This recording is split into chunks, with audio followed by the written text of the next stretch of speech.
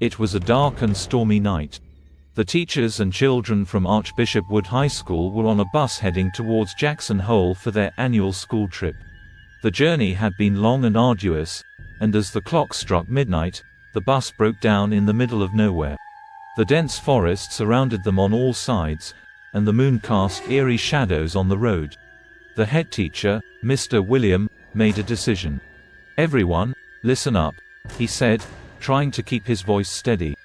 "We're going to stay at a nearby hotel for the night. It's too dangerous to continue. We'll call a mechanic first thing in the morning." The children, although tired and a bit scared, were relieved at the thought of a warm bed. They gathered their belongings and followed the teachers down the road. After walking for about 20 minutes, they reached a small, run-down hotel. It was an old building, surrounded by towering trees and mountains on both sides, casting a gloomy shadow over the area. Inside the hotel, the atmosphere was equally eerie. The lobby was dimly lit, and the receptionist, an old man with a hunched back and a wrinkled face, greeted them with a toothless grin. "Welcome," he rasped. "We don't get many visitors here." The teachers quickly assigned the children to different rooms. Liam, a cheerful and adventurous boy, was thrilled to be sharing a room with his best friends, James and Lucas. They were inseparable and always up for an adventure. After a quick dinner, everyone retired to their rooms. Liam, James, and Lucas, however, were too excited to sleep. They huddled by the window, looking out into the dark forest. In the distance, they could see a faint glimmer of light reflecting off what appeared to be a lake. "Hey, remember the last school trip?" Liam said, his eyes sparkling with excitement. Two kids sneaked out at night, went to a lake, and became the most popular kids in school. "What if we do the same?" James and Lucas exchanged glances. "You mean sneak out, go to that lake, take some cool pictures, and come back?" James asked, a mischievous grin spreading across his face. "Exactly," Liam replied. "It'll be fun, and think about how everyone will talk about us." After a brief moment of hesitation, they all agreed. They waited for the hotel to quiet down and for the guard to fall asleep. When the coast was clear, they quietly slipped out of their room and tiptoed down the hallway, careful not to make any noise. The night was cold, and the forest seemed even more foreboding as they stepped outside. Using their phone flashlights, they made their way towards the lake. The path was treacherous, and the trees seemed to close in around them, but the thrill of the adventure kept them going. As they walked deeper into the forest, the path seemed endless. Half an hour passed, and the lake still seemed far away. The cold was getting unbearable, and their breaths came out in visible puffs. "Maybe we should go back," James suggested, his voice shaky. Liam checked his phone. "No signal," he said, frustration evident in his voice. "But we've come this far. Let's keep going." Lucas, who had been quiet all this time, suddenly stopped. "Guys, look," he said, pointing ahead.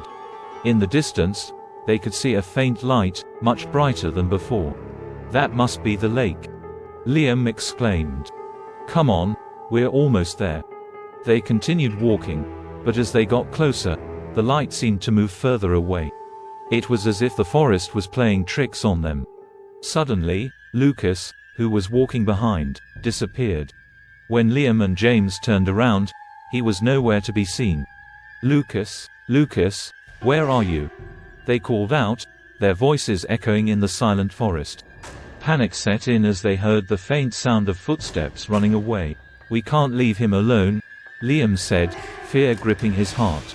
"We can't leave him alone," Liam said, fear gripping his heart. "We have to find him." They followed the sound of the footsteps, which led them deeper into the forest. The footsteps eventually stopped, and an eerie silence enveloped them. As they stood there, trying to figure out where to go next, they heard a strange sound, as if someone was digging the ground. "What's that?" James whispered, his voice trembling. "Let's check it out," Liam replied, trying to sound braver than he felt. They cautiously moved towards the sound and found Lucas digging a hole in the ground with his bare hands. His eyes were wide open, but there was something off about them. They looked hollow, almost lifeless. "Lucas, what are you doing?" Liam asked, stepping closer. Lucas didn't respond. Instead, he continued digging frantically, as if possessed by some unseen force.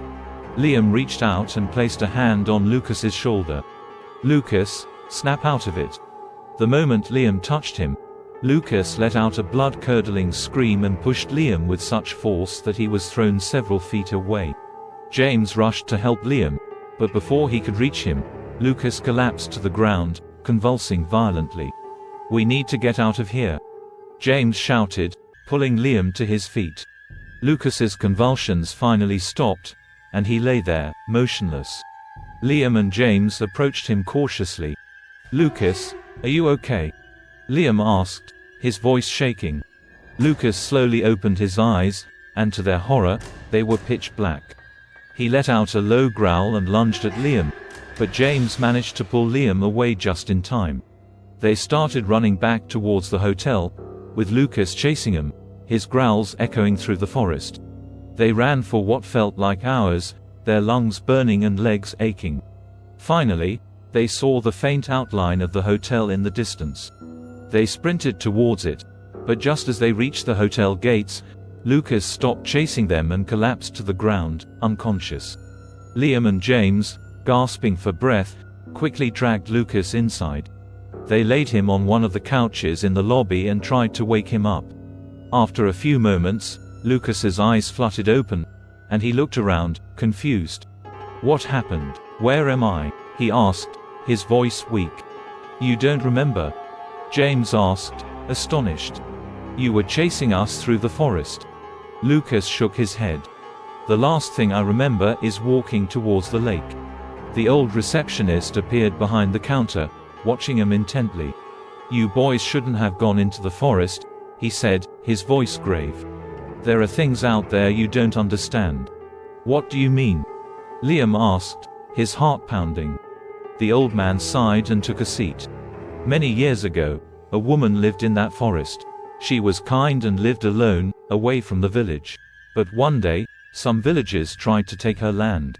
They mistreated her and killed her, throwing her body into the lake. Since then, her spirit has haunted the forest, seeking revenge. No one dares to go near the lake at night." Liam, James, and Lucas listened in horror as the old man told the tale. "We didn't know," Liam said, his voice barely a whisper. "Now you do," the old man replied. "Be thankful you made it back alive. Many haven't been so lucky." The boys nodded, their excitement and thrill replaced by fear and regret. They thanked the old man and went back to their room, but sleep eluded them. The events of the night replayed in their minds, and they couldn't shake off the feeling of dread. Morning came, and the teachers called a mechanic to fix the bus. The children, oblivious to what had happened, chatted excitedly about the trip ahead. But Liam, James, and Lucas remained quiet, the horror of the previous night still fresh in their minds. As they boarded the bus, the old receptionist watched them from the hotel entrance. "Be careful," he called out. "And remember, the forest doesn't forget." The bus drove away, leaving the old hotel and the haunted forest behind. The boys looked back, the eerie feeling still lingering. They knew they would never forget that night and the lesson they learned: some places are better left alone. Years later, Liam, James, and Lucas often reminisced about their school days, but they never spoke of that night in the forest. It was a memory they all shared but wished to forget. They went on to live their lives, but the encounter with the vengeful spirit left a mark on them, a reminder of the unseen and unknown lurking in the shadows. And as for the forest, it remained as it was, dark, foreboding, and haunted by the spirit of the wronged woman. Locals continued to avoid it, passing on the tale to their children, warning them never to venture into the woods at night. And so, the legend of the haunted lake lived on, a chilling story whispered in hushed tones, reminding everyone that some spirits never rest, and some forests are best left untouched.